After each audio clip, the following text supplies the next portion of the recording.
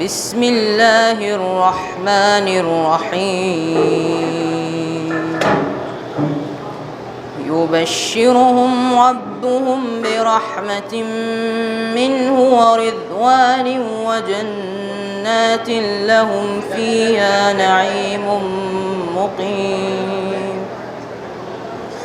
خالدين فيها أبدا إن الله عنده أجر عظيم يا أيها الذين آمنوا لا تتخذوا آباءكم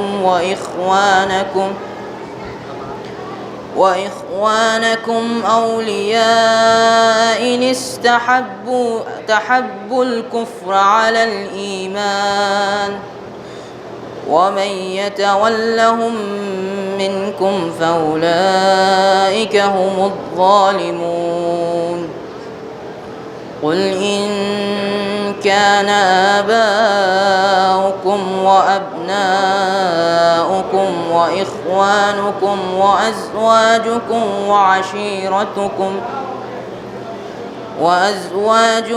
وعشيرتكم وأموال اقترفتموها وتجارة تخشون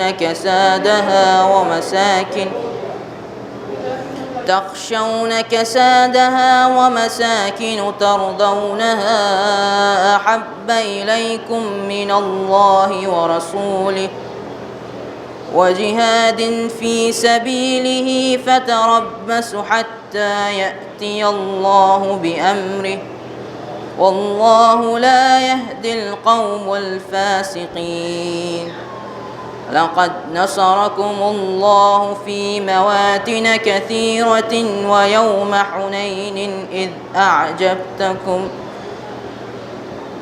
أعجبتكم كثرتكم فلم تغن عنكم شيئا وضاقت عليكم الأرض بما رحبت ثم وليتم مدبرين ثم أنزل الله سكينته على رسوله وعلى المؤمنين وأنزل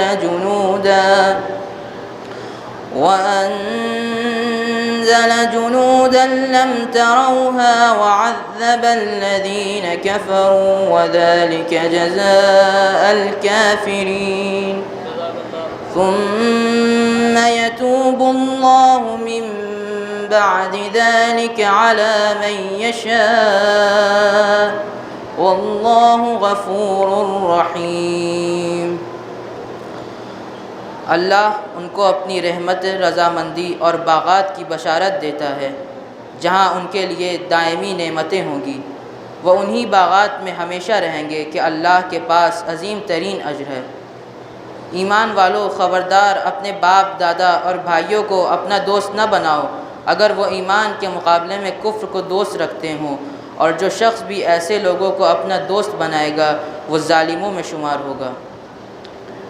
پیغمبر آپ کہہ دیجئے کہ اگر تمہارے باپ، دادا، اولاد، برادران، ازواج، عشیرہ و قبیلہ اور وہ اموال جنہیں تم نے جمع کیا ہے اور وہ تجارت جس کے خسارے کی طرف سے فکر مند رہتے ہو اور وہ مکانات جنہیں پسند کرتے ہو تمہاری نگاہ میں اللہ، اس کے رسول اور راہ خدا میں جہاد سے زیادہ محبوب ہے تو وقت کا انتظار کرو یہاں تک کہ امر الہی آ جائے، اور اللہ فاسق قوم کی ہدایت نہیں کرتا۔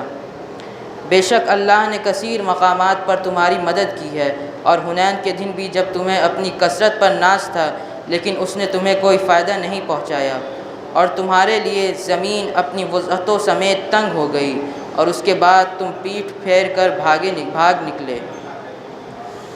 پھر اس کے بعد خدا نے اپنے رسول اور صاحبان ایمان پر سکون نازل کیا اور وہ لشکر بھیجے جنہیں تم نے نہیں دیکھا، اور کفر اختیار کرنے والوں پر عذاب نازل کیا کہ یہی کافرین کی جزا اور ان کا انجام ہے۔ اس کے بعد خدا جس کی چاہے گا توبہ قبول کر لے گا کہ وہ بڑا بخشنے والا مہربان ہے۔ صدق اللہ العلی العظیم۔ سلام کا بند پیش کرتا ہوں، سماعت فرمائیں۔ بے کسی کا شہ کی چرچا رہ گیا، مجرئی مہمان پیاسا رہ گیا، بے کسی کا شہ کی چرچا رہ گیا۔ شعر سماعت فرمائیں۔ تصور شعر تھے انشاءاللہ مصائب ہوں گے۔ سب ہوئے سیراب تجھ سے اے فرات، اور سب ہوئے سیراب تجھ سے اے فرات، قافلہ یثرب کا پیاسا رہ گیا، مجرئی مہمان پیاسا رہ گیا، بے کسی کا شہ کی چرچا رہ گیا۔ ظہر تک سب فوج پہنچی خلد میں، ارے ظہر تک سب فوج پہنچی خلد میں، صاحب لشکر اکیلا رہ گیا،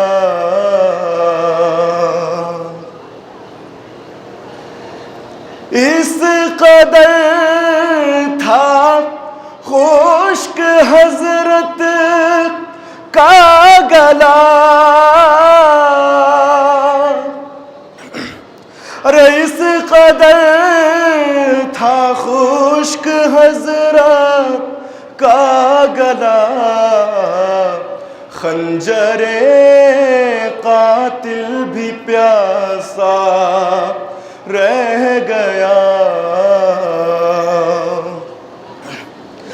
ڈگمگا کر جب گرے گھوڑے سے شاہ، ڈگمگا کر جب گرے گھوڑے سے شاہ، کانپ کر عرش معلا رہ گیا،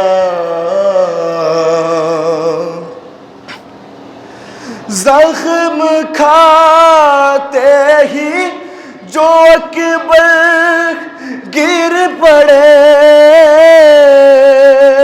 ارے زخم کھا کر ہی جو اکبر گر پڑے، چھد کے برچھی میں کلیجا رہ گیا،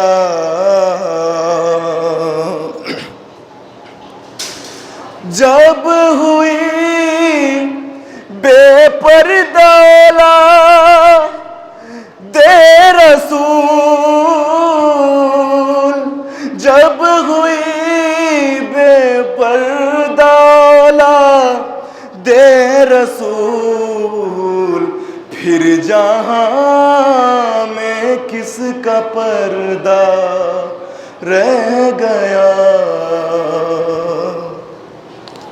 فاتحہ۔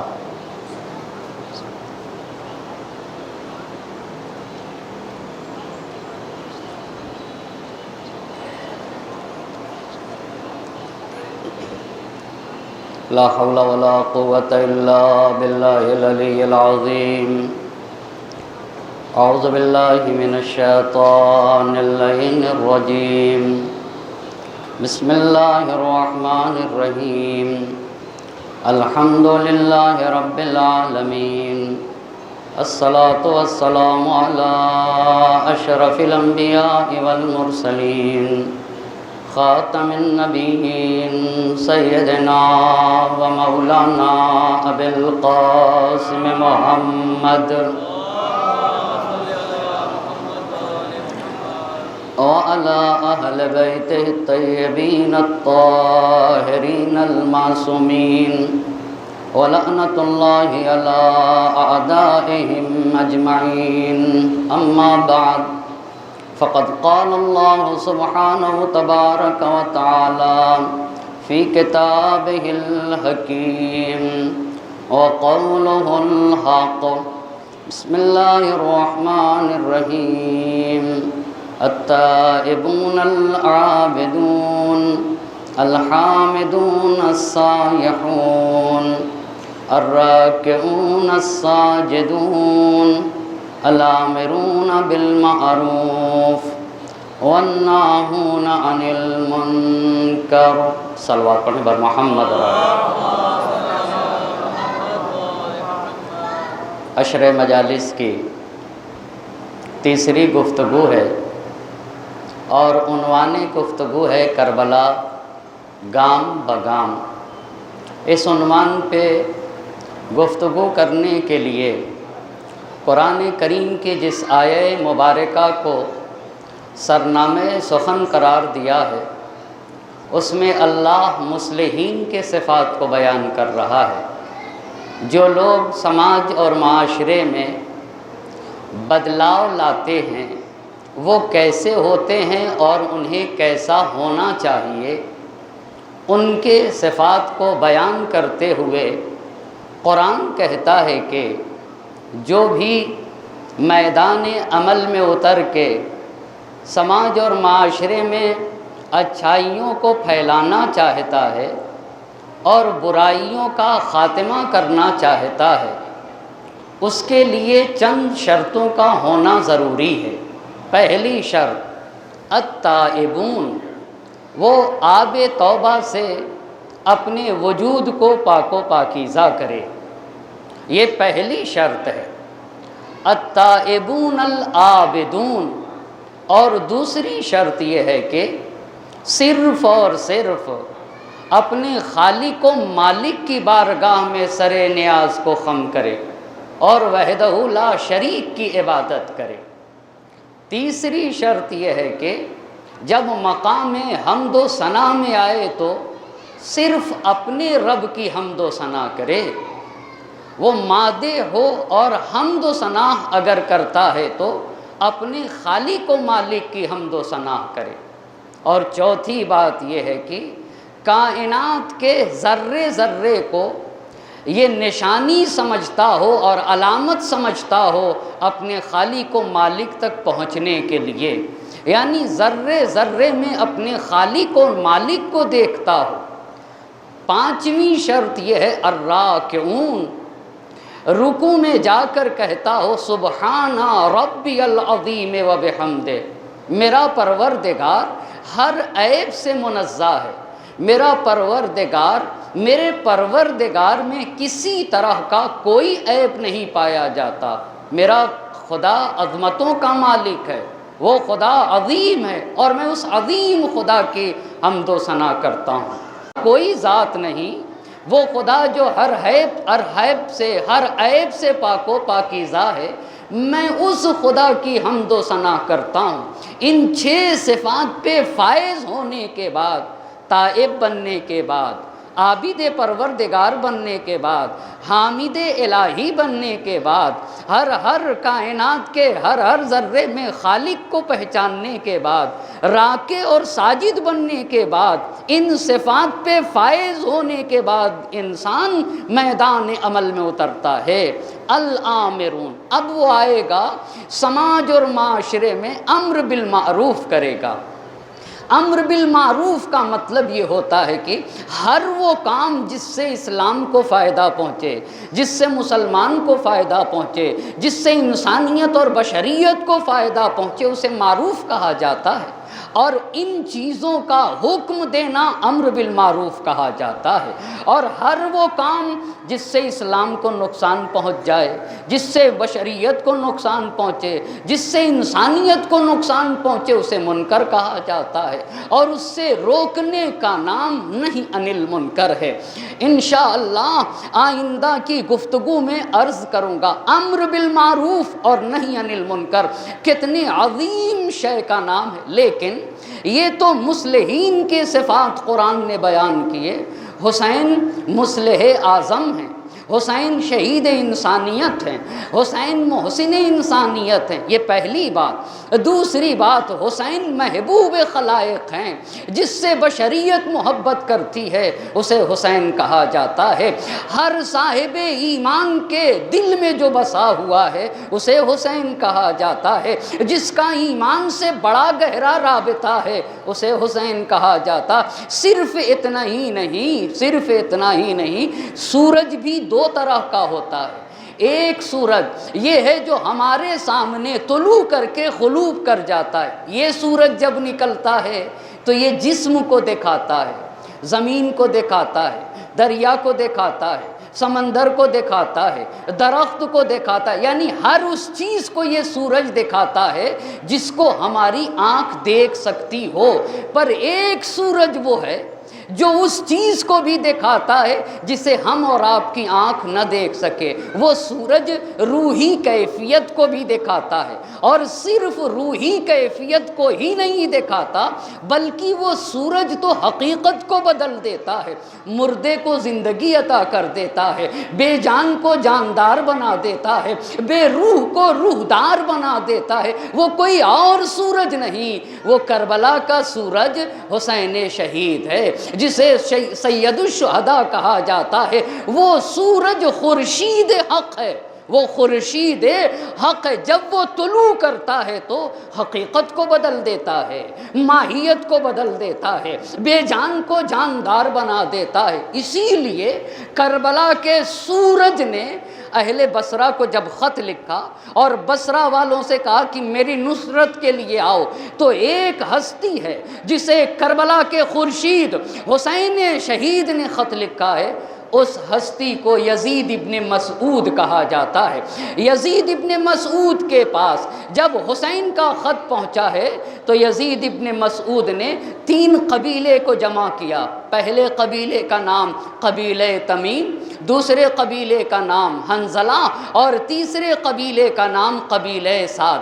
ان 3 قبیلوں کو جمع کرنے کے بعد ایک تقریر کی ہے جس میں یزید ابن مسعود نے ان 3 قبیلوں سے کہا حسین کو پہچانو، حسین خورشید حق کا نام ہے، ایسا نہ ہونے پائے کہ کربلا کا یہ خورشید طلوع کیے ہوئے ہے اور تم اس کے نور سے فائدہ نہ اٹھا سکو۔ جب یزید ابن مسعود نے حسین غریب کے فضیلتوں کو بیان کیا ہے تو بصرے میں 3 قبیلوں کے درمیان ان کو جمع کر کے یہ کہا، اقسم باللہ قسما مبرورا لجہادہ علی الدین افضل من جہاد المشرکین۔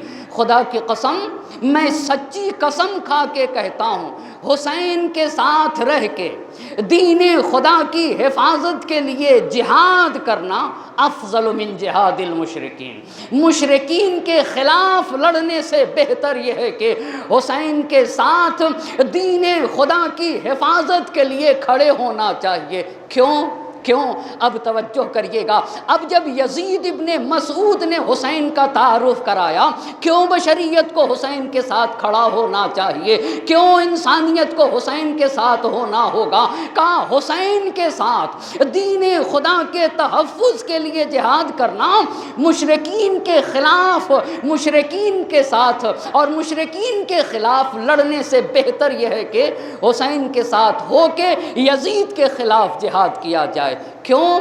ذو الشرف الاصیل، حسین خاندانی شرافتوں کے مالک ہیں، یہ پہلی بات۔ اور رائے الاصیل، حسین کے ہاں پختہ رائے پائی جاتی ہے، حسین کے ہاں اساسی تدبیر پائی جاتی ہے۔ لہو فضل لا یوسف، حسین تو کمال کے اس مرتبے پر فائز ہیں جو توصیف سے باہر ہے، جن فضیلتوں کو بیان نہ کیا جا سکے وہ حسین کے ہاں پائی جاتی ہے۔ وَلَهُ عِلْمٌ لَا يُنْزَفُ، حسین کے پاس وہ علم ہے جس کی کوئی انتہا نہیں، ایسا علم جس کی کوئی انتہا نہیں۔ اتنی بات نہ کہی، لسابقتہ وسنہ وقدمہ وقرابتہ یعطف علی الصغیر یحنو علی الکبیر۔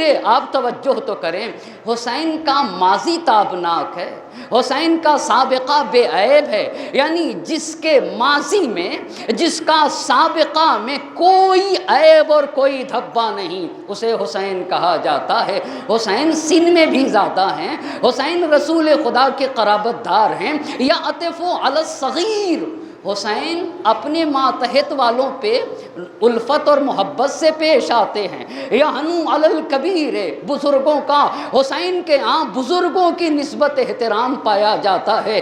اسی بات کو تو جوش ملیح آبادی نے بڑے پیارے انداز میں کہا ہے۔ جب حسین کی اجتماعی کیفیت کو جوش نے بیان کیا تو حسین کی اجتماعی حالت کو جوش نے ایسے کہا تھا، تلخ کاموں کو پلاتا ہے جو آب شیریں، بخشتا ہے کسی مضطر کو جو کیف تمکی، عمر بھر خدمت انسان سے جو تھکتا ہی نہیں، اس کی سرکار میں خود عرش جھکاتا ہے جبھی، اپنے زانوں پہ جو دکھیوں کو سلا لیتا ہے اس کو اللہ کلیجے سے لگا لیتا ہے، اس کو اللہ کلیجے سے لگا لیتا ہے، جس کی ہر سانس ہو ایک ولولہ خیر انام، نیند ہو جس کی غریبوں کی محبت میں حرام، جادہ خدمت انسان پہ ہو جو گرم خرام، اس الوہی بشریت پہ درود اور سلام، حامل اوج الوہیت انسان تھے حسین، ہاں اسی جادہ خدمت پہ خرامات حسین،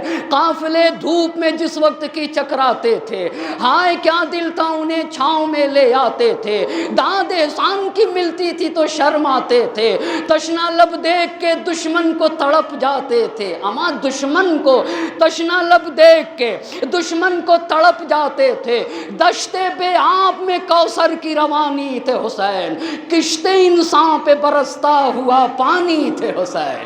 ایک صلوات پڑھیں بر محمد اور آل محمد۔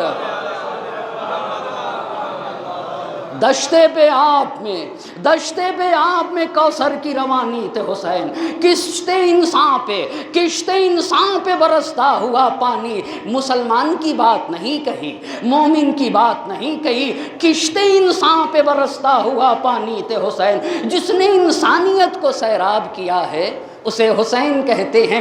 اس حسین کی عزا منانے کے لیے ہم اور آپ بیٹھے ہیں، لیکن حسین کے عظیم یادگار انقلاب کو جاننے کے لیے تاریخ انقلاب کو، تاریخ اسلام کو جاننا ہوگا، تاریخ پیغمبر اعظم کو جاننا ہوگا، اور یہ جاننا ہوگا تاریخ میں انحراف آیا کہاں سے، وہ کون سی جگہ تھی جہاں سے منافقین نے لباس اسلام پہن کر وہ اسلام میں داخل ہو گئے۔ آخر وہ وجہ کیا تھی کہ نبی گرامی کے وفات کے 50 سال کے بعد نواسۂ رسول کو قتل کر دیا گیا، اور وہ بھی تکبیر، نعرہ تکبیر کے ساتھ نواسۂ رسول کو قتل کر دیا گیا۔ کل کی جہاں تک گفتگو پہنچی تھی وہیں سے جڑ جاؤں گا۔ کل یہاں تک بات کہے تھے ہمارے اور آپ کے نبی حضرت محمد مصطفیٰ صلی اللہ علیہ 17 ربیع الاول سن 1 عام الفیل کو پیدا ہوئے۔ آپ کی والدہ کا انتقال 17 ربیع الاول سن 1 عام الفیل کو ہمارے نبی پیدا ہوئے۔ اچھا، سن 6 عام الفیل میں نبی گرامی کی والدہ کا انتقال ہوا۔ جب نبی 6 برس کے ہوئے، نبی جب 8 برس کے ہوئے تو نبی گرامی کے پہلے دادا حضرت عبد المطلب کا انتقال ہوتا ہے۔ نبی جب 12 برس کے ہوئے تو نبی نے اپنے چچا حضرت حضرت ابو طالب کے ساتھ شام کا سفر کیا جب 12 برس کے ہوئے، نبی گرامی جب 20 برس کے ہوئے تو تاریخ میں ایک ایگریمنٹ ہوا، ایک عہد نامہ لکھا گیا، ایک قرارداد باندھی گئی جسے حلف الفضول کہا جاتا ہے۔ وہ قرارداد یہ تھی کہ مکے میں ایک پردیسی پہ ظلم ہوا، جب اس پردیسی پہ ظلم ہوا مکے میں تو اس نے ایک مرتبہ اپنے ظلم کی شکایت کی، تو وہاں کے اوپر بنی ہاشم تھے، بنی زہرہ تھے، بنی اسد، یہ لوگ جمع ہوئے اور جمع ہونے کے بعد کہا کہ ہم مظلوم کا ساتھ دیں گے، جب تک مظلوم کو اس کا حق نہ دلا دیں اس وقت تک چین سے نہ بیٹھیں گے۔ اس قرارداد کو حلف الفضول کہا جاتا ہے۔ اس ایگریمنٹ میں اللہ کے نبی شریک تھے اور 20 برس کے تھے، اور مسلسل کہا کرتے تھے جب بھی اس عہد نامے کی بنیاد پہ مجھے بلایا جائے گا میں لبیک کہتا رہوں گا، یہاں تک جب نبی پاک 25 برس کے ہوئے۔ یہاں تک کل کی گفتگو تھی، آج کی گفتگو یہاں سے عرض کرنا چلوں گا، بہت توجہ کریے گا۔ 3 سن کو بتانا ہے مجھے آپ کے سامنے، ایک ہے عام الفیل، ہاتھیوں کا سال، یہ کل عرض کر چکا، دوسرا بعثت کا زمانہ، یہ بھی ایک سن ہے، اور تیسرے سن کو ہجرت کہا جاتا ہے۔ ان 3 چیزوں کو جاننا ضروری ہے تاکہ ہم کربلا کے عظیم یادگار انقلاب کو جان سکیں۔ 25 برس کے ہوئے تو 2 کارنامے انجام پائے ہیں۔ پہلا کارنامہ، اللہ کے نبی حضرت محمد مصطفیٰ صلی اللہ علیہ جناب خدیجۃ الکبریٰ سلام اللہ علیہا کے قافلے کے ساتھ پھر دوبارہ شام تشریف لے گئے۔ 2 ہی مرتبہ پیغمبر پاک نے حجاز کو چھوڑا ہے، اور دونوں مرتبہ میں پیغمبر پاک حجاز سے نکل کے شام گئے۔ حجاز کسے کہتے ہیں مولانا؟ آج کے سعودیہ عربیہ کو حجاز کہا جاتا ہے۔ پیغمبر پاک اس حجاز میں تھے۔ حجاز کا ایک شہر مکہ ہے، حجاز ہی کا ایک شہر مدینہ ہے، اسی حجاز کا ایک شہر خیبر ہے، اسی حجاز کا ایک شہر طائف ہے۔ پیغمبر پاک حجاز میں تھے نا، اور حجاز سے صرف 2 مرتبہ باہر نکلے، ایک 12 سال کی عمر میں حضرت ابو طالب کے ساتھ، دوسرے 25 سال کی عمر میں جناب خدیجۃ الکبریٰ کے قافلے کے ساتھ۔ اب جب واپس آئے تو 25 برس کی عمر میں ہمارے نبی گرامی کی شادی ہوئی ہے جناب خدیجۃ الکبریٰ سلام اللہ علیہا کے ساتھ، یہ 25 برس کی عمر میں۔ اور جب اللہ کے نبی 30 برس کے ہوئے، اب توجہ کریے گا، نبی گرامی مکے میں پیدا ہوئے، علی مرتضیٰ مکے میں پیدا ہوئے، فاطمہ الزہرا سلام اللہ علیہا یہ بھی مکے میں پیدا ہوئی ہیں۔ توجہ کرتے جائیے گا، جب نبی گرامی 30 برس کے ہوئے تو خانہ کعبہ میں ہمارے اور آپ کے پہلے امام حضرت علی ابن ابی طالب علیہ السلام کی ولادت۔ اچھا، اس کا مطلب یہ ہوا کہ نبی گرامی اور حضرت علی علیہ السلام میں 30 برس کا فاصلہ ہے، یعنی علی علیہ السلام نبی گرامی سے 30 برس چھوٹے تھے۔ اسے یاد رکھے گا، سن 30 عام الفیل میں، سن 30 عام الفیل 13 رجب کو مولا کائنات خانہ کعبہ میں پیدا ہوئے۔ نبی گرامی 35 برس کے ہوئے، توجہ کرے گا میرا مجمع، 35 برس کے جب ہوئے یعنی سن 35 عام الفیل میں، تو کعبے کی دیواریں گر گئیں، سیلاب کی وجہ سے کعبے کی دیواریں گری۔ جب کعبے کی دیواریں گری تو حجر اسود بھی گرا۔ اب کعبے کی دیواروں کو بنانے کا مسئلہ آیا، ابھی تک یعنی 35 عام الفیل تک کعبے کی صرف دیوار تھی اور کعبے کے اوپر چھت نہ تھی۔ اب جب دیواروں کو اٹھانے کا مسئلہ آیا، حجر اسود کو نصب کرنے کا مسئلہ آیا، تو ہر قبیلہ اختلاف کرنے لگا اور یہ کہنے لگا کہ حجر اسود کو اس کی جگہ کے اوپر ہم نصب کریں گے، ہم نصب کریں گے۔ اور اللہ کے نبی 35 برس کے ہیں، تو نبی گرامی کی وہ شان تھی 35 برس تک کہ پورے حجاز کے لوگ اور خاص طور سے مکے کے لوگ نبی کی امانت کا کلمہ پڑھتے تھے اور یہ کہتے تھے یہ امین ہیں، اور یہ کہتے تھے کہ یہ صادق ہیں۔ آپ کو بتاؤں، میرے چھٹے امام نے کہا ہے کہ کبھی بھی کسی انسان کے لمبے لمبے سجدوں کو دیکھ کے دھوکہ نہ کھانا اور نہ کبھی کسی کے لمبے سجدے سے دھوکہ کھا جانا۔ اچھا امام معصوم آپ بتائیے کسی کو پہچاننے کا معیار کیا ہے؟ کہا پہچاننے کا معیار تو دو ہی ہے، دیکھنا سماج و معاشرے میں اگر کسی کو پہچاننا ہے تو تمہیں دیکھنا ہوگا سچا ہے یا نہیں، امین ہے یا نہیں، دو ہی باتیں ہیں۔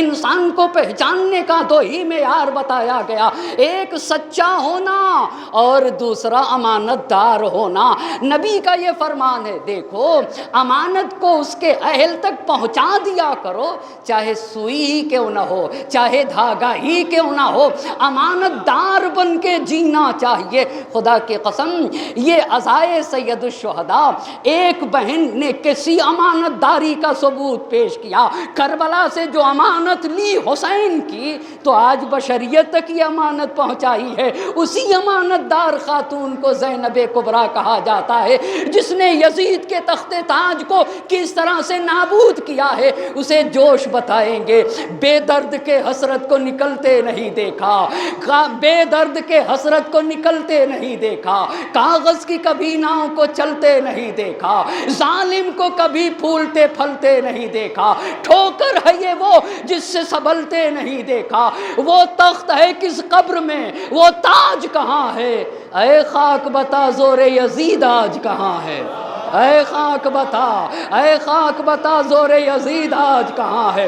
احساس نہیں جس میں وہ تاریخ ہے سینہ، دوزخ میں اترتا ہے صدا ظلم کا زینہ، پستی کی علامات ہے انصاف سے کینہ، جو حق سے لڑا ڈوب گیا اس کا سفینہ، جو حق سے لڑا، جو حق سے لڑا ڈوب گیا اس کا سفینہ۔ ہاں پیرو باطل کو بھرتے نہیں دیکھا، جب زلف یہ بگڑی تو سنورتے نہیں دیکھا۔ اے قوم وہی پھر ہے تباہی کا زمانہ، اسلام ہے پھر تیر حوادث کا نشانہ، کیوں چپ ہے اسی شان سے پھر چھیڑ ترانہ، اللہ اللہ کیوں چپ ہے اسی شان سے پھر چھیڑ ترانہ، تاریخ میں رہ جائے گا مردوں کا فسانہ، مٹتے ہوئے اسلام کا پھر نام جلی ہو، لازم ہے کہ ہر فرد حسین ابن علی ہو۔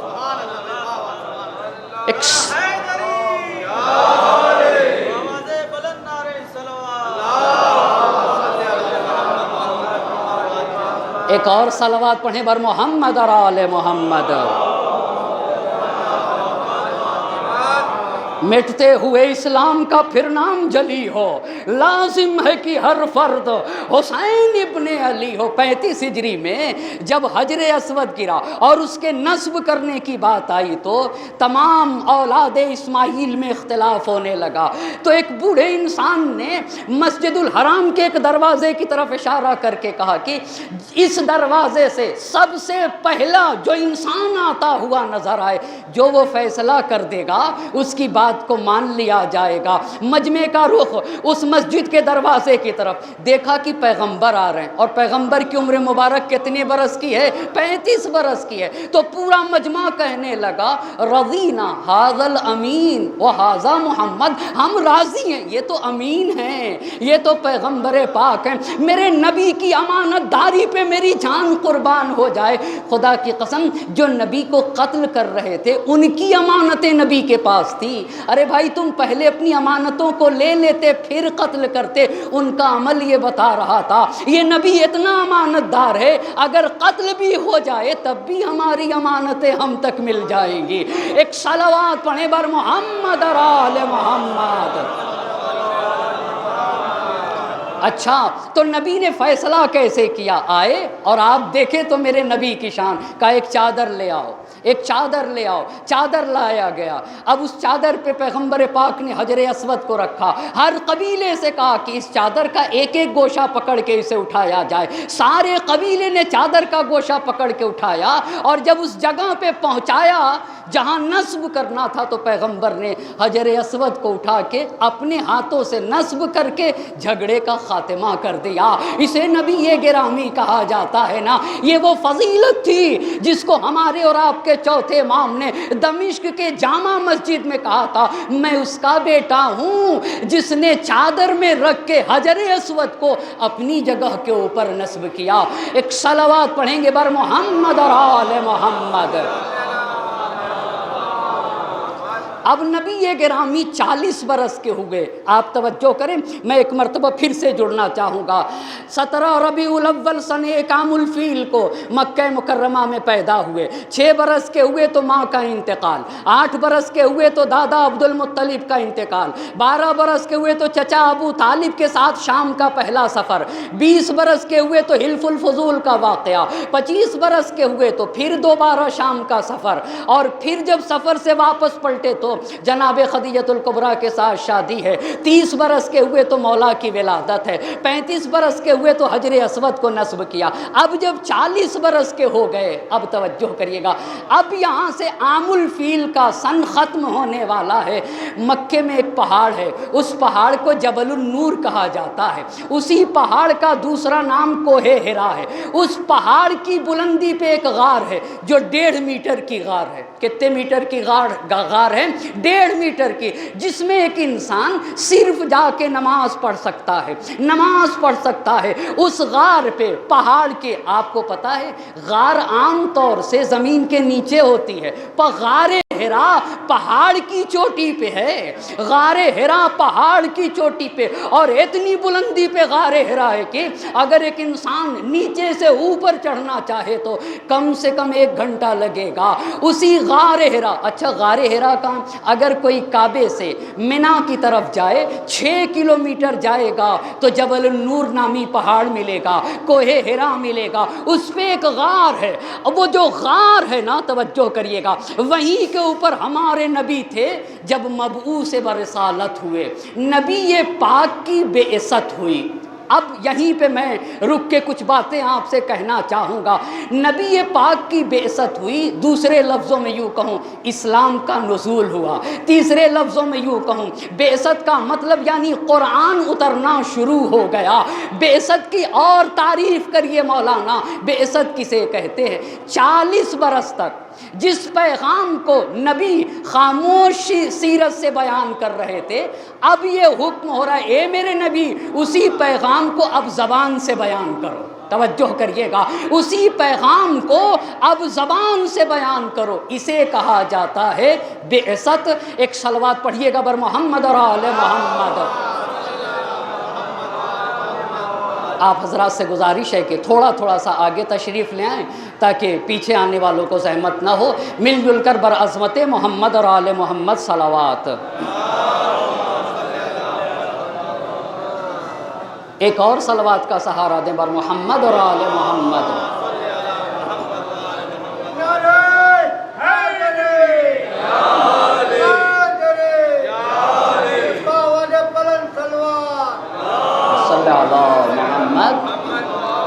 اور جب 40 برس کے ہوئے سن 40 عام الفیل میں تو مبعوث برسالت ہوئے. مبعوث برسالت ہونے کا مطلب کہ 40 سال تک خاموش سیرت کے ذریعے سے اللہ کا پیغام پہنچا رہے تھے، مگر اب یہ حکم الہی ہوا کہ اے میرے نبی اب زبان کے ذریعے سے ہمارا پیغام پہنچایا جائے. اسے کہتے ہیں بعثت، اسے کہا جاتا ہے بعثت.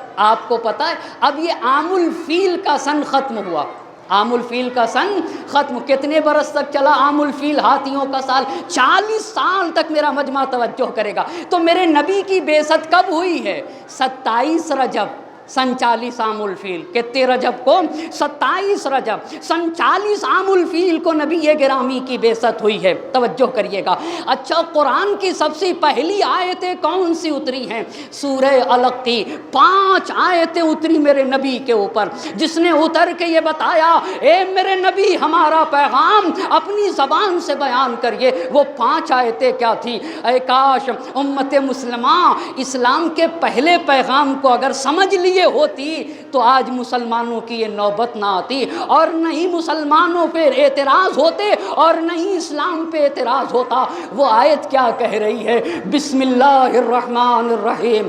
اقرا بسم ربک الذی خلق خلق الانسان من علق اقرا وربک الاکرم الذی علم بالقلم علم الانسان ما لم یعلم. اے میرے نبی اللہ بسم اللہ الرحمن الرحیم شروع کرتا ہوں اس خدا کے نام سے جو رحمان بھی ہے جو رحیم بھی ہے. اقرا بسم ربک الذی خلق. پہلا پیغام اسلام کا، پڑھیے اس خدا کے نام سے جس نے تمہیں خلق کیا ہے، جس نے تمہیں زیور وجود سے آراستہ کیا۔ اقرا بسم ربک الذی خلق، خلق الانسان من علق، وہ خدا جس نے انسان کو خون کے لوتھڑے سے پیدا کیا۔ اقرا وربک الاکرم، پڑھیے تمہارا خدا تو مکرم ہے۔ الذی علم بالقلم، جس نے قلم کے ذریعے سے تعلیم سکھائی ہے، جس نے قلم کے ذریعے سے پڑھنا لکھنا سکھایا ہے، اور انسان کو وہ باتیں بتائیں جو وہ جان بھی نہیں سکتا تھا۔ اللہ اللہ، آپ دیکھیں اسلام کا پہلا پیغام کہتا ہے کہ اے مسلمانوں اور اے امت مسلمہ، تمہیں پڑھنا لکھنا آنا چاہیے۔ اچھا، صرف تعلیم کی بات نہیں کر رہا، اقرا بسم، اقرا بسم، پڑھائی کے ساتھ نام خدا، پڑھائی کے ساتھ نام خدا۔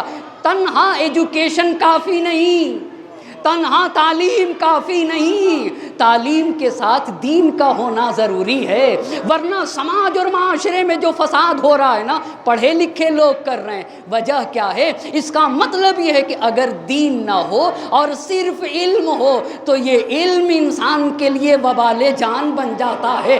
اسلام کا پہلا پیغام، اسلام کا پہلا پیغام یہ ہے، اقرا، پڑھو اے امت مسلمہ، پڑھو، لیکن بسم ربک الذی خلق۔ تنہا ایجوکیشن کافی نہیں ہے، ایجوکیشن کے ساتھ نام خدا ہونا چاہیے، متدین اور دیدار انسان کو ہونا چاہیے۔ اچھا، اس پہ بہت باتیں عرض کر سکتا ہوں۔ میں مسلمانوں سے پوچھنا چاہوں گا، جو لوگ اسلام پہ اعتراض کرتے ہیں، جو لوگ یہ کہتے ہیں کہ اسلام تلوار سے پھیلا ہے، میں ان سے پوچھنا چاہوں گا، اسلام کے پہلے پیغام میں ذرا وہ تلوار کا ذکر دکھا دیں۔ اما ان 5 آیتوں میں تلوار کا ذکر نہیں، قلم کا ذکر ہے۔ بہت توجہ کریے گا، تلوار کا ذکر نہیں، قلم کا ذکر ہے۔ اے کاش مسلمان اس راز کو سمجھ جاتا، نبی کی وفات کے بعد اسلام کو پھیلانے کے لیے ہاتھ میں تلوار نہ لیتا، ہاتھ میں تلوار نہ لیتا، میدان تعلیم میں اتر جاتا، میدان تفہیم میں اتر جاتا، میدان علم میں اتر جاتا۔ کس اسلحے کے ساتھ اترنا تھا؟ قلم لے کے اترنا تھا، قلم لے کے اترنا تھا۔ اگر امت مسلمہ میدان تعلیم و تفہیم میں قلم لے کے اتری ہوتی نا، تو خدا کی قسم مسلمانوں کی حالت یہ نہ ہوتی، اور نہیں اسلام پہ جو دھبے لگائے جا رہے ہیں وہ دھبے بھی نہ لگائے جا سکتے تھے۔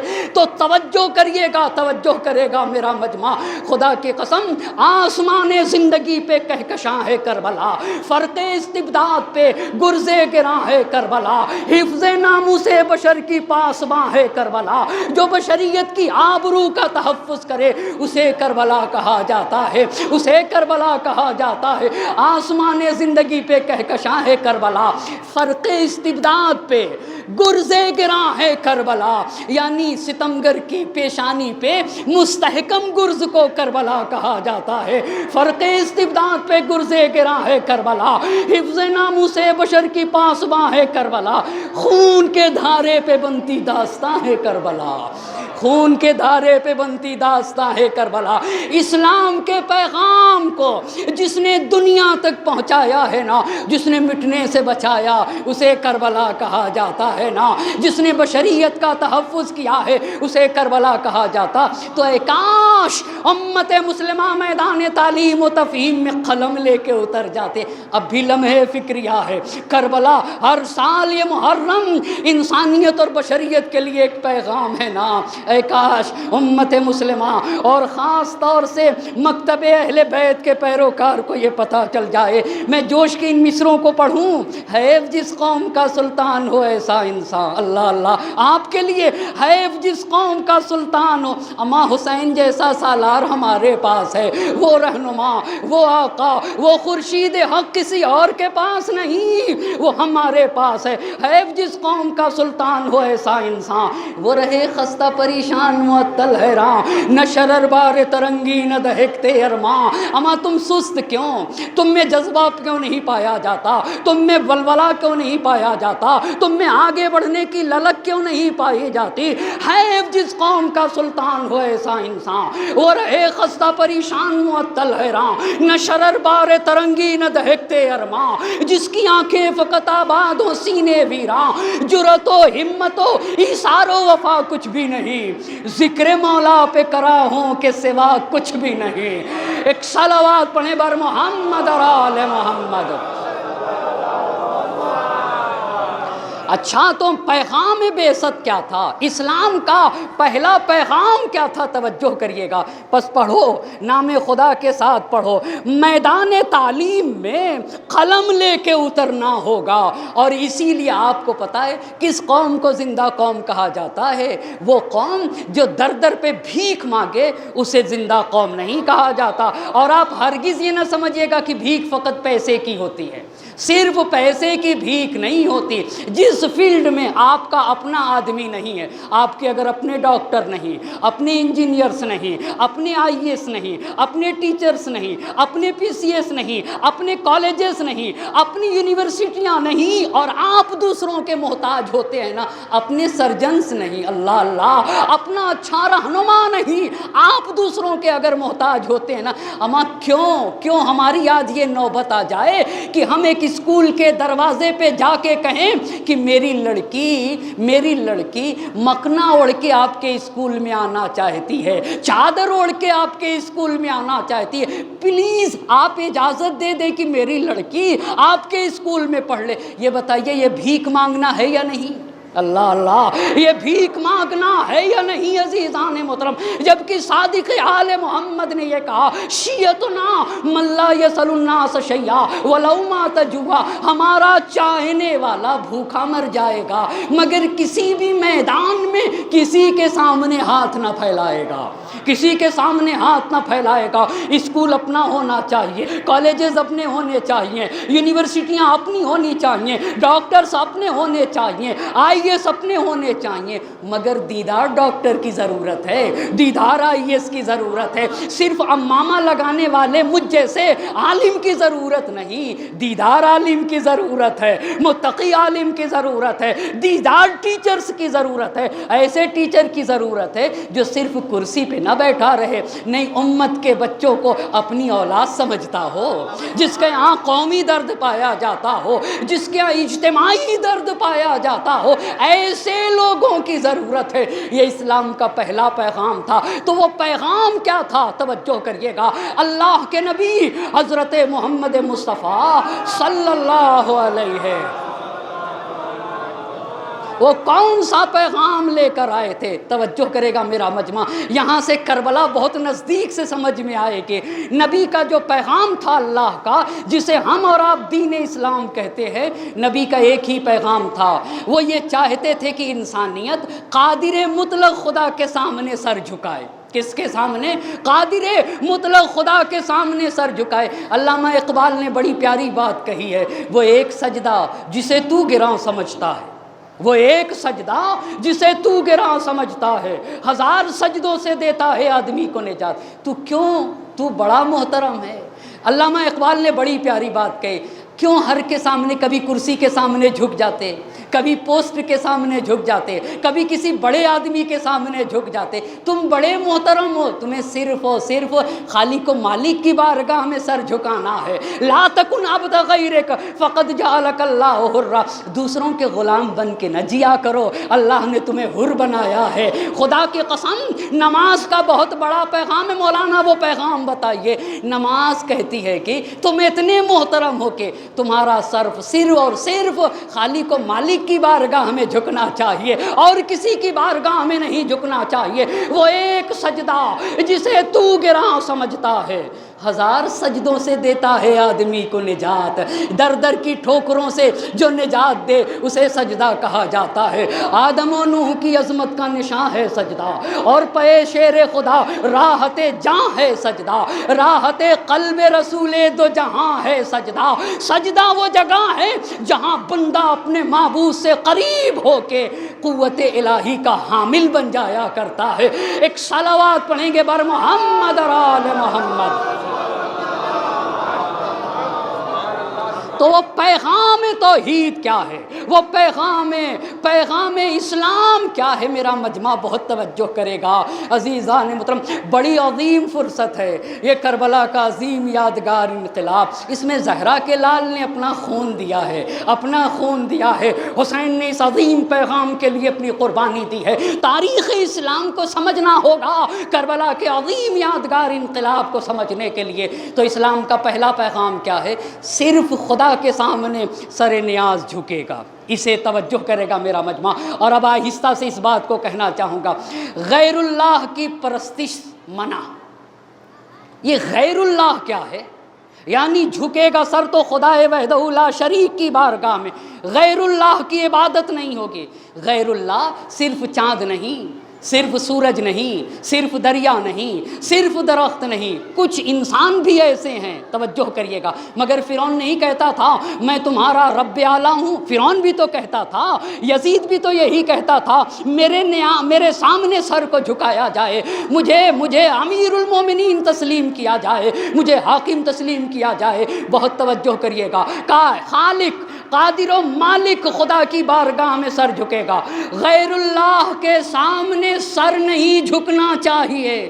تو غیر اللہ کون ہے؟ غیر اللہ چاند کے سامنے نہ جھکا دینا، دریا کے سامنے نہ جھکا دینا، درختوں کے سامنے نہ جھکا دینا، اللہ کی مخلوق کے سامنے نہ جھکا دینا، اور نہ ہی اس انسان کے سامنے جھکانا جو خدا کی قدرت کے مقابل میں اپنا سکہ جمانا چاہتا ہو، جو خدا کی قدرت کے مقابلے میں اپنا سکہ جمانا چاہتا ہو، اس کے سامنے بھی سر نہ جھکانا۔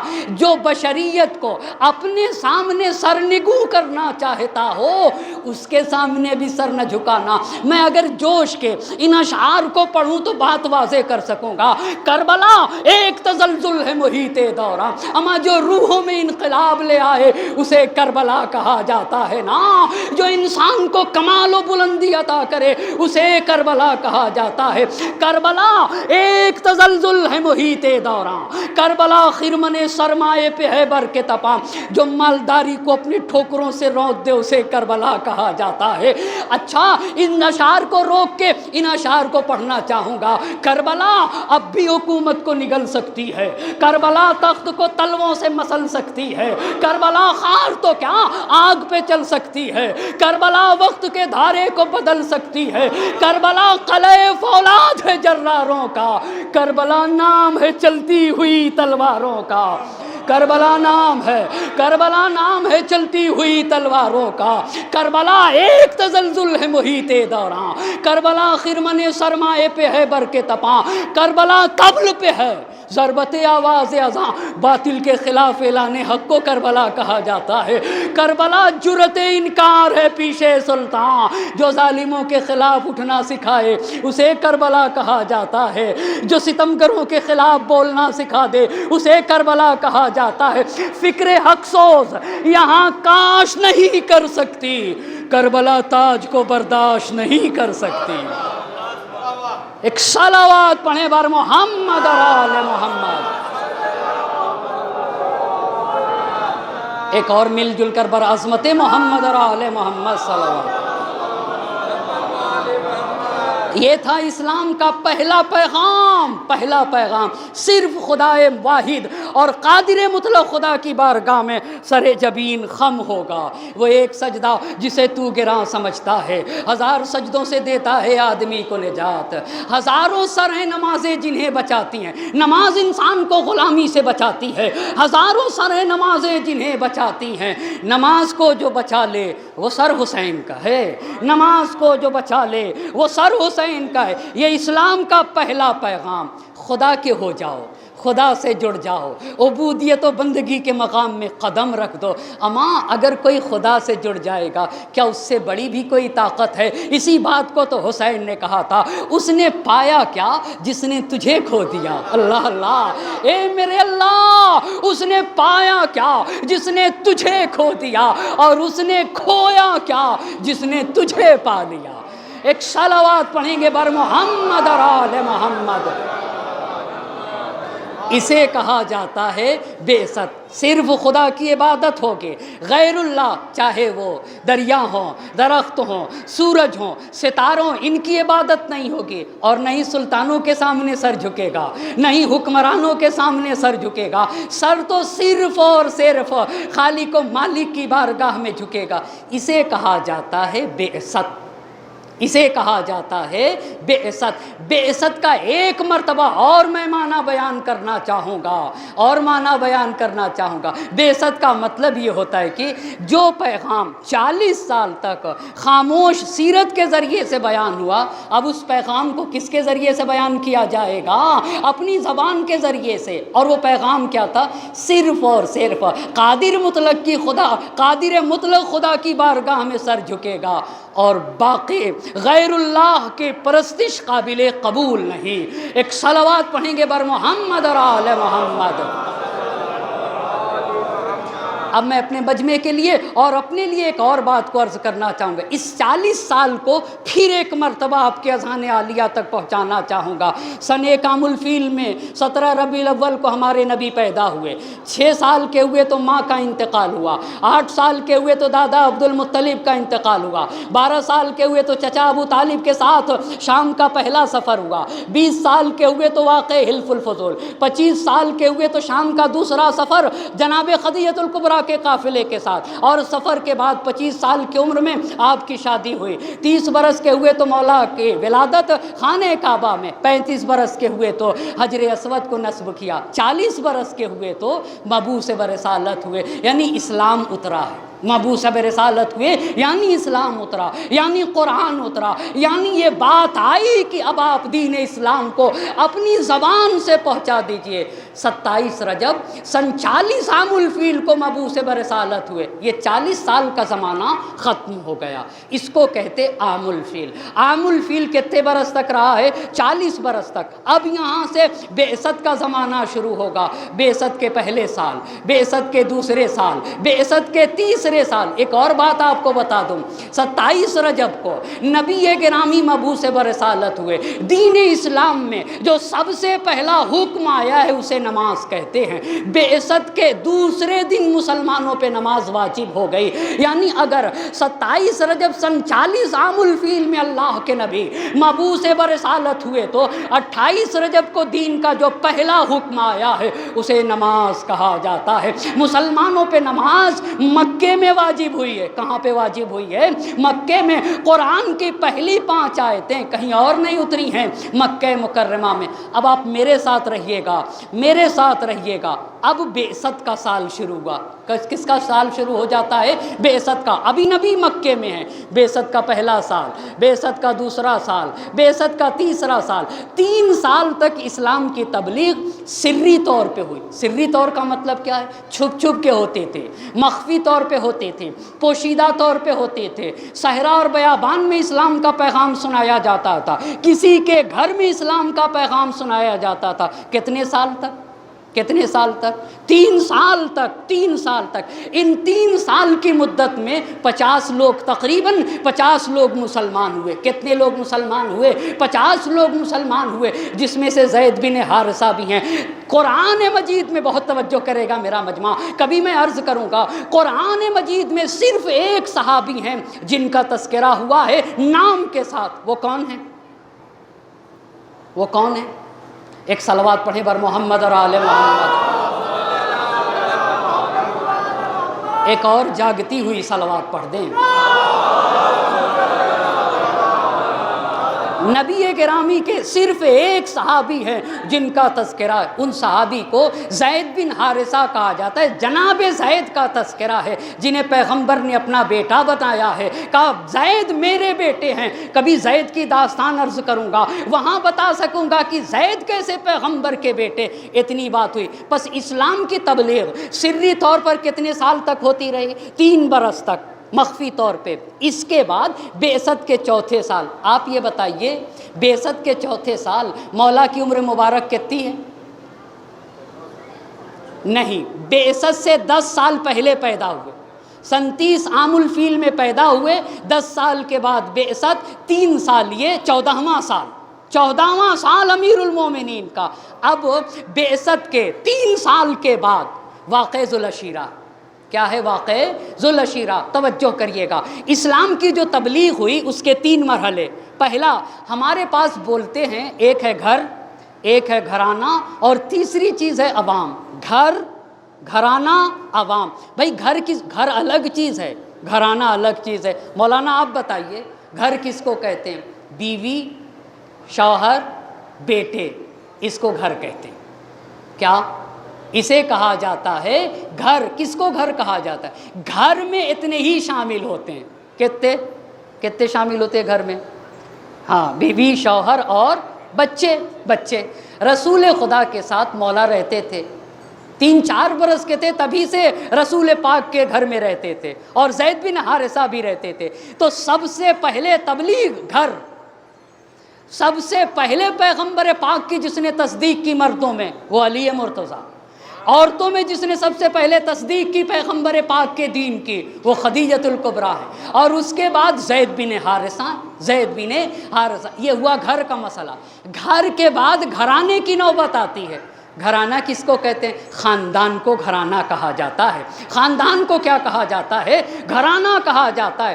بعثت کے 4تھے برس واقعہ ذوالعشیرہ۔ واقعہ ذوالعشیرہ تھا کیا؟ یہ تھا کہ اب آپ اپنے خاندان والوں کو دین پہنچائیے۔ گھر کو تو ہو گیا، اب گھر کے بعد کسے دین پہنچانا ہے؟ خاندان والوں کو۔ اولاد عبد المطلب کو جمع کیا۔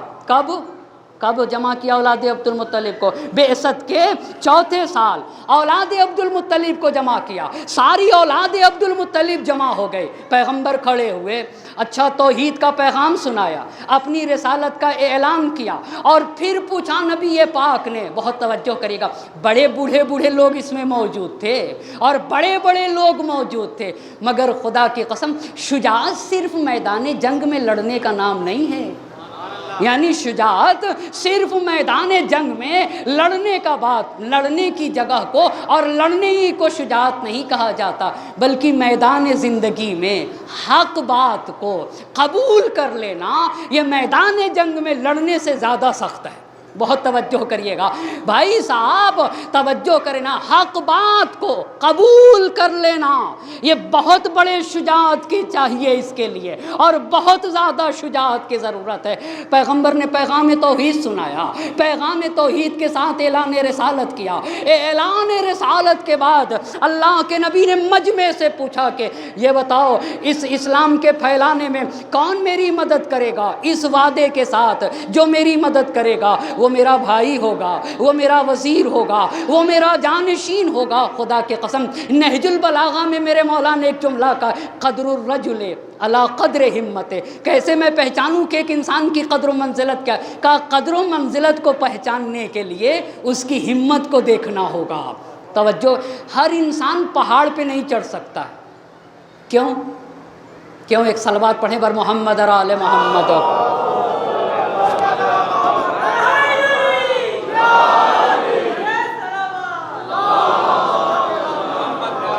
کچھ لوگ پہاڑ کی اونچائی کو دیکھ کے ہمت ہار جاتے، پہاڑ کی اونچائی کو دیکھ کے ہمت ہار جاتے۔ پہاڑ پہ بلندی تک جانے کے لیے ہمت درکار ہے۔ اما کوئی نہ بولا جب نبی پاک نے کہا کون ہے اس امر میں جو میری مدد کرے گا، تو صرف ایک ہی 14 برس کا ایک ہی جوان اٹھا، وہ کوئی اور نہ تھا، وہ ہمارے اور آپ کے پہلے امام حضرت علی ابن ابی طالب تھے۔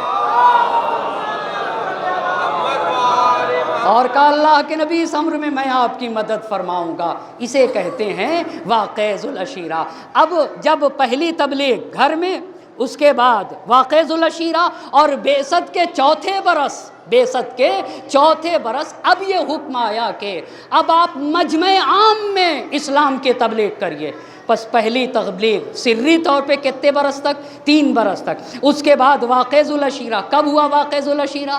چوتھے سال بعثت کے، اور بعثت کے چوتھے سال ہی واقعہ ذوالعشیرہ کے بعد یہ حکم آیا۔ اچھا واقعہ ذوالعشیرہ پہ قرآن کی کوئی آیت ہے؟ جی ہاں، وَأَنذِرْ عَشِيرَتَكَ الْأَقْرَبِينَ، اے میرے نبی آپ اپنے قرابت داروں کو ہمارا پیغام پہنچا دیجئے۔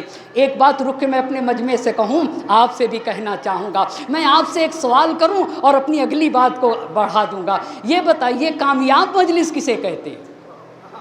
آپ سے پوچھنا چاہتا ہوں، ایک صلوات پڑھیں بر محمد اور آل محمد۔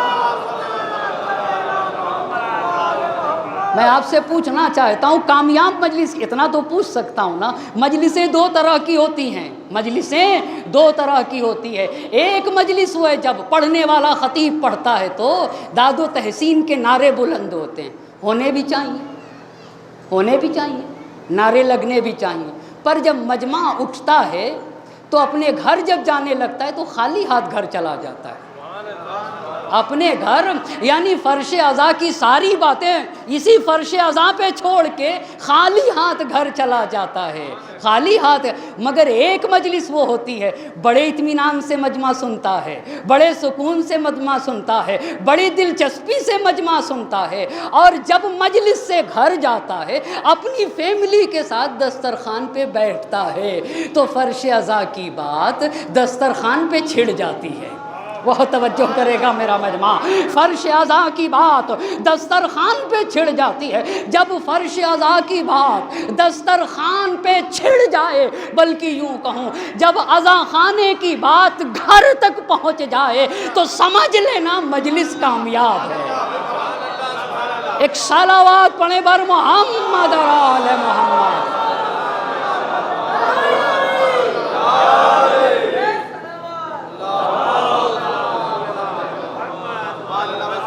بس دعوت ذوالعشیرہ کے بعد اب مجمع عام میں اسلام کی پہلی تبلیغ ہوگی۔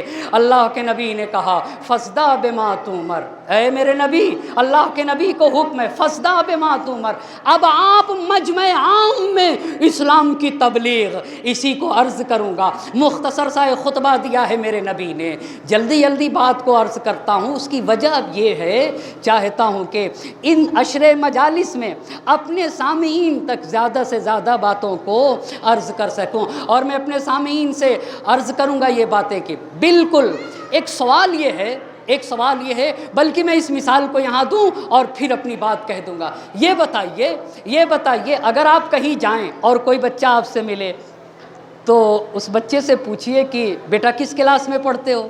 کہے ہائی اسکول۔ اچھا کس اسکول میں؟ فلاں اسکول میں پڑھتے ہیں۔ دوسرے سال گئے، پھر کہا بیٹے کس اسکول میں پڑھتے ہو؟ کہا فلاں اسکول میں۔ کون سی کلاس میں؟ High school. پھر کہہ رہا ہائی اسکول۔ تیسرے سال آپ گئے، پھر پوچھا، کہہ رہا ہائی اسکول میں ہوں۔ چوتھے سال بھی کہہ رہا ہائی اسکول، پانچویں سال بھی ہائی اسکول۔ اما جب آپ گئے پوچھتے رہے، کہتا ہے ہائی اسکول ہائی اسکول۔ تو آپ کیا کہیں گے؟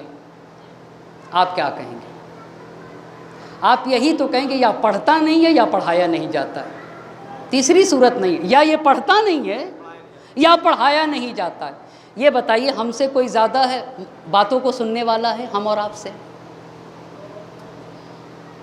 ہم جب سے پیدا ہوتے اور مر جاتے ہیں تب تک مجلسیں سنتے، بلکہ اپنی ماں کی جب شکم میں ہوتے تب سے مجلسیں سنتے، اور ہر سال ہم وہی ہائی اسکول میں رہے تو بہت توجہ کرنے کی ضرورت ہے بھئی۔ ہر سال جب پوچھئے کہاں؟ High school. دوسرے سال پھر ہائی اسکول، تیسرے سال پھر ہائی اسکول، چوتھے سال پھر ہائی اسکول۔ 60 برس کا ہو گیا۔ یہ جو لوگ MBBS بنتے ہیں یا BUMS بنتے ہیں، ان سے پوچھئے یہ کتنے ہزار گھنٹے پڑھتے ہیں، ان سے آپ پوچھ لیجئے کتنے گھنٹے پڑھ کے یہ MBS بن جاتے، MBBA بن جاتے اور BUMS بن جاتے، MD بن جاتے، کتنے گھنٹے پڑھتے ہیں؟ ان سے آپ پوچھیں۔ اما ہم پیدا ہو کے مر جاتے سنتے رہتے ہیں، اور ہر سال ہائی اسکول، ہر سال ہائی اسکول۔ اس کی دو ہی وجہ ہو سکتی ہے، یا تو پڑھنے والا پڑھتا نہیں ہے یا بولنے والا بتاتا نہیں ہے۔ ایک صلوات پڑھیں گے بر محمد اور آل محمد۔ دو ہی صورتیں ہو سکتی ہیں نا، دو ہی صورتیں عزیزان محترم۔ کیا ہم نے 57 سالہ حسین کی زندگی پڑھی؟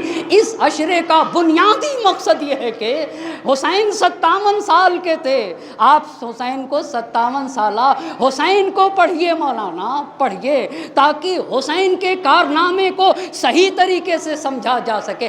ہم 57 سالہ حسین کو سیکھنے کے لیے بیٹھے ہیں، اور انشاءاللہ لطف پروردگار شامل رہا تو، اللہ کا لطف شامل حال رہا تو آپ کے سامنے جہاں تک ہو سکے گا اسلام کے تاریخ کو اور پیغام کربلا کو پیش کرنے کی کوشش کرتا رہوں گا۔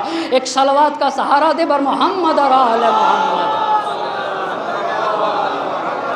بس عزیزان محترم، مجمع عام میں اسلام کی پہلی تبلیغ، مکہ جہاں ہے، مکے میں کعبہ ہے، کعبے کے یہ اگر کعبہ ہے تو ایک طرف کوہ صفا اور ایک طرف کوہ مروہ، دو پہاڑیاں ہیں۔ ایک پہاڑی پہ گئے، اور جب پہاڑی پہ جا کے اس طرف کعبے کی طرف رخ کریں گے، تو جیسے آپ ہیں نا یہاں بلندی پہ اللہ کے نبی، اور بلندی پہ جانے کے بعد جب کعبے کی طرف جہاں طواف کرتا انسان اس کی طرف جب رخ کر کیا تو پورا مجمع، اور مجمع سے ایک سوال کیا، یہ بتاؤ اگر میں یہ کہوں کہ پہاڑ کے پیچھے سے کوئی لشکر آ رہا ہے تو تم میری بات کو قبول کرو گے؟ سب نے کہا آپ صادق و امین ہیں، ہم آپ کی بات کو مانیں گے۔ جب پیغمبر نے ان سے یہ اعلان کروا لیا تو اللہ کے نبی نے کہا، یا معاشر قریش، یا معاشر العرب، ادعوکم الی شہادت اللہ الہ الا اللہ وانی رسول اللہ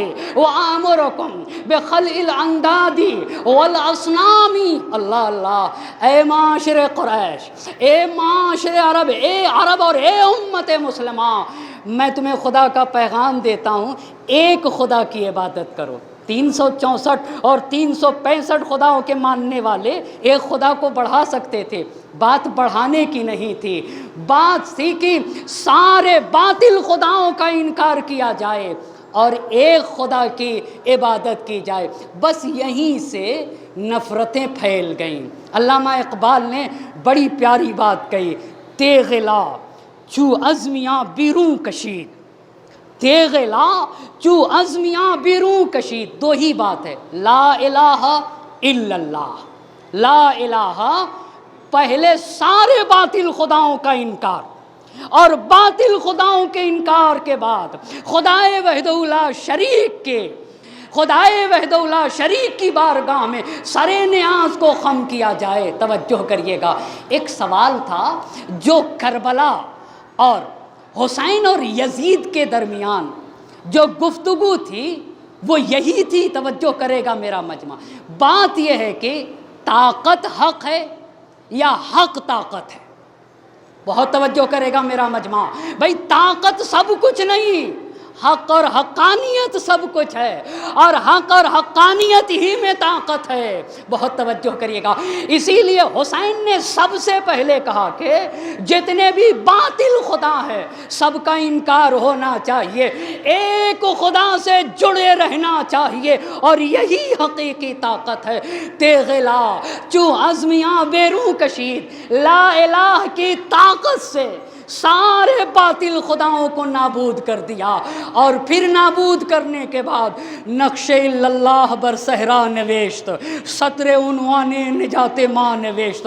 حسین نے باطل خداؤں کا انکار کر کے آ کے لکھا کہ بس اگر کوئی طاقت ہے تو وہ خدائے وحدہ لا شریک کی ہے۔ نقش اللہ بر صحرا نویشت، اللہ کا نقش صحرائے کربلا پہ اپنے خون سے لکھا ہے حسین نے، سطر عنوان نجات ماں نویشت۔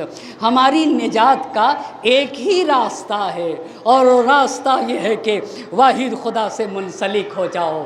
بس عزیزان محترم، زحمت کو تمام کر رہا ہوں، انشاءاللہ کل کی گفتگو بعثت کے 5ویں سال، بعثت کے 7ویں سال، بعثت کے 10ویں سال، بعثت کے 11ویں سال، 12ویں سال اور 13ویں سال بعثت ختم ہوگا، اور پھر ہجرت شروع ہوگا جو اب تک باقی ہے۔ پھر علی و فاطمہ کے شادی ہوگی، اور اس کے بعد حسن و حسین کی ولادت ہوگی، پھر حسن و حسین کو پروان چڑھنے کے لیے آغوش رسول خدا، پھر نبی گرامی کی وفات ہوگی، اور پھر اسلام کو جس طرح سے پھیلایا گیا تھا منافقین، اس میں بدلاؤ لائیں گے، اسے آپ کے سامنے عرض کروں گا۔ اور 50 سال کے وقفے میں زہرا کے لال کو قتل کر دیا جائے گا۔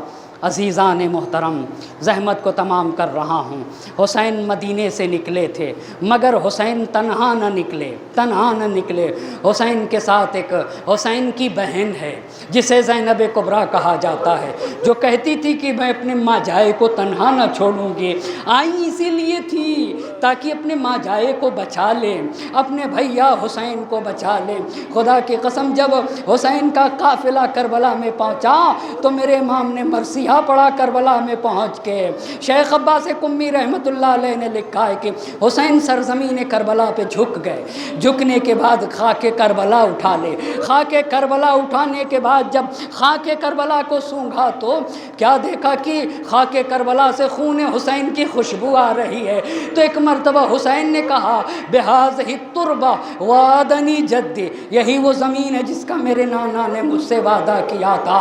ہاں ہونا مناخر کعبنا، یہیں ہم آباد ہوں گے، قیامت تک ہم اس زمین کو بسائیں گے۔ ہاں ہونا سفک دمائنا، یہیں ہمارے خون بہائے جائیں گے۔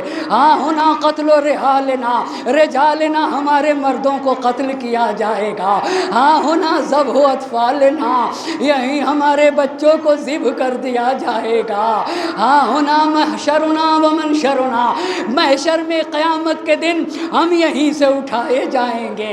وَبِهَٰذِهِ التُّرْبَةِ وَعَدَنِي جَدِّي، یہی وہ زمین ہے جہاں میرے نانا نے مجھ سے وعدہ کیا تھا۔ ایک مرتبہ مختل نے لکھا، سرزمین کربلا پہ خیمہ نصب کیا، اور خیمہ میں نصب کرنے کے بعد اہل حرم کو جمع کیا۔ زینب ہے، ام کلثوم ہے، رقیہ ہے، سکینہ ہے، رباب ہے، اور اس خیمے میں حسین تشریف لے گئے۔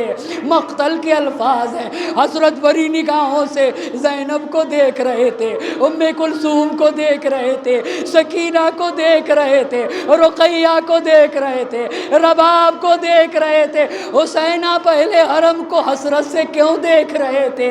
حر نے لجام فرس پہ ہاتھ ڈالا تھا نا، اس سے بچے سہمے ہوئے تھے، بیویاں ڈری ہوئی تھی، اور حسین حسرت سے دیکھ کے بتانا چاہ رہے تھے، زینب ڈرنے کی کوئی ضرورت نہیں، تمہارا حسین زندہ ہے، تمہارا ماں جایا حسین زندہ ہے۔ اجرکم اللہ، بنی اسد کو بلا لیا، زمین کربلا کو خرید لیا، خریدنے کے بعد انہیں ہبا کر دیا۔ اے اسد والو، دیکھو یہ زمین تمہیں ہبا کرتا ہو، مگر 3 شرطیں ہیں۔ اب جب قتل کر دیے جائے، ہمارا لاشا بے گور و کفن پڑا رہے گا، ہمارا لاشا عریاں نہ رہے، مگر ہائے رے مظلوم کربلا، مظلوم کربلا کا لاشا بے گور و کفن پڑا رہا۔ بنی اسد والوں سے کہا، ہمارے لاش کو دفن کر دینا، پہلی بات۔ اجرکم اللہ، دوسری بات کہی، دیکھو ہمارے زائر دور دراز سے آئیں گے، میری قبر تک پہنچنا چاہیں گے، صحرا اور بیابان ہوگا، میری قبر کا نشان نہ ملے گا، تو میرے زائر کو میری قبر کا پتہ بتا دینا، اور کہہ دینا، ہذا قبر الحسین ابن علی الذی قتل عطشانا غریبا وحیدا، یہ اس حسین کی قبر ہے جسے پیاسا شہید کیا گیا، جسے عالم غربت میں شہید کیا گیا۔ اور تیسری بات یہ کہی، ہمارے زائر کو 3 دن مہمان رکھنا۔ میں پوچھوں گا آقا، 3 دن مہمان کیوں رکھا جائے؟ ایک مرتبہ آواز دیں گے، شاید میرے چاہنے والے کو جب 3 دن سکون ملے تو اسے یہ خیال پیدا ہو، میرا آقا 3 دن کی بھوک اور پیاس میں عالم غربت میں شہید کر دیا گیا۔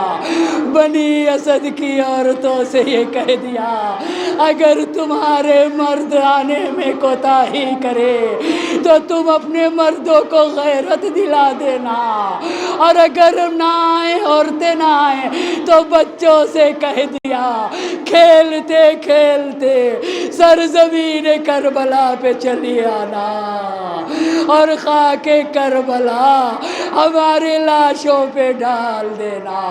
مگر ہائے رے کربلا کا صحرا، خاک کربلا اڑ اڑ کے شہداء کربلا کے کفن کا کام کر رہا تھا، شہداء کربلا کے کفن کا کام کر رہے تھے۔ فضا میں ایک آواز گونج رہی تھی، وا محمدا وا مصیبتا۔